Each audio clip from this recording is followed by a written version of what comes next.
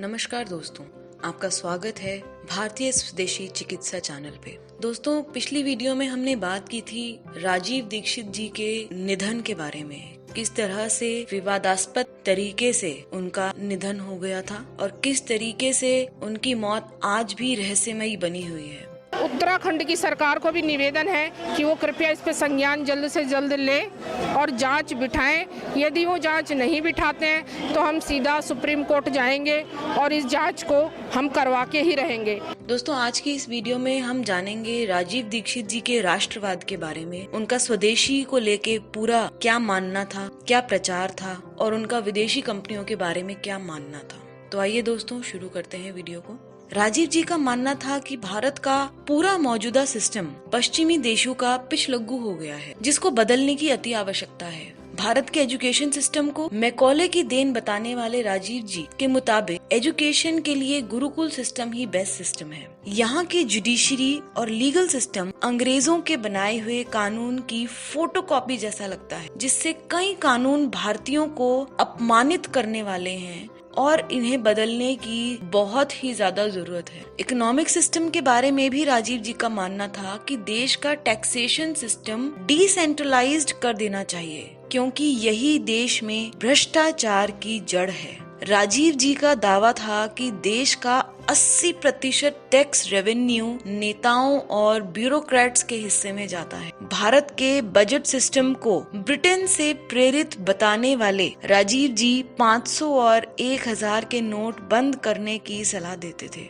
उनके हिसाब से लिबरलाइजेशन, प्राइवेटाइजेशन और ग्लोबलाइजेशन भारत के सबसे बड़े दुश्मन हैं, जो भारत को आत्मघाती स्थिति में ले जा रहे हैं। राजीव जी कहते थे कि देश के विचारकों ने खेती के क्षेत्र में पर्याप्त काम नहीं किया, जिसकी वजह से आज किसान खुदकुशी करने को मजबूर हैं। आइए जानते हैं राजीव दीक्षित जी का विदेशी कंपनियों को देश से बाहर करने का क्या इरादा था। भारत में राम राज्य स्थापित करने के धुर समर्थक राजीव जी के मुताबिक भारत के मेडिकल सिस्टम को आयुर्वेद आधारित किए जाने की जरूरत है, क्योंकि एलोपैथी शरीर को नुकसान पहुंचाती है और इससे पैसा विदेश में चला जाता है। उनके मुताबिक विदेशी कंपनियों को भारत में बिजनेस करने का अधिकार होना ही नहीं चाहिए, क्योंकि इससे अर्थव्यवस्था कमजोर होती है और देश का पैसा बाहर चला जाता है। विदेशी कंपनियां घटिया माल बनाकर भारतीयों को बेचती हैं और भारत का पश्चिमीकरण हो रहा है। अपने कैंप्स में इन्होंने भारतीय कंपनियों के नाम के पर्चे भी बंटवाए, ताकि लोगों को पता चले, वे जागरूक हो सकें कि कौन सी कंपनियां विदेशी है और कौन सी कंपनियां भारतीय हैं। स्वदेशी का प्रचार भी राजीव जी ने जोर शोर से किया। गाय के गोबर से ईंधन बनाने और गोरक्षा की बात करने वाले राजीव जी के राष्ट्रवाद की अवधारणा काफी हद तक राष्ट्रीय स्वयंसेवक संघ RSS के राष्ट्रवाद की अवधारणा से मिलती जुलती है। एमटेक करने के बाद इन्होंने पूरे देश में घूम घूम कर स्वदेशी का प्रचार किया। खुद को गांधीवादी कहने वाले राजीव जी ने 13,000 से ज्यादा व्याख्यान किए, जिसके बाद इन्हें 6 लाख से ज्यादा समर्थक होने का भी श्रेय प्राप्त होता है। अपने व्याख्यानों में ये भारत के शानदार इतिहास का जिक्र करते हुए सब कुछ स्वदेशी रखने का आग्रह करते थे और उनकी बात के पक्ष में कई विचित्र दावे पेश करते थे।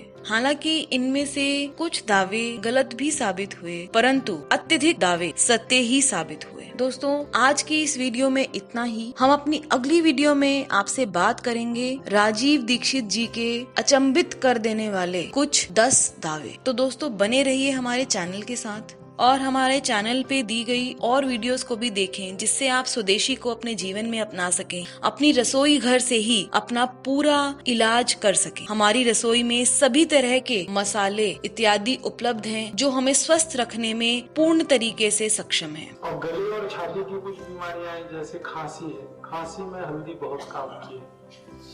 हल्दी को ऐसे सीधे गले में डाल दो, खांसी 1 मिनट में बंद होती है। और हल्दी को दूध में डाल कर पी लो तो भी खांसी ठीक होती है। तो दोस्तों, आज के लिए इजाजत चाहेंगे। नमस्कार।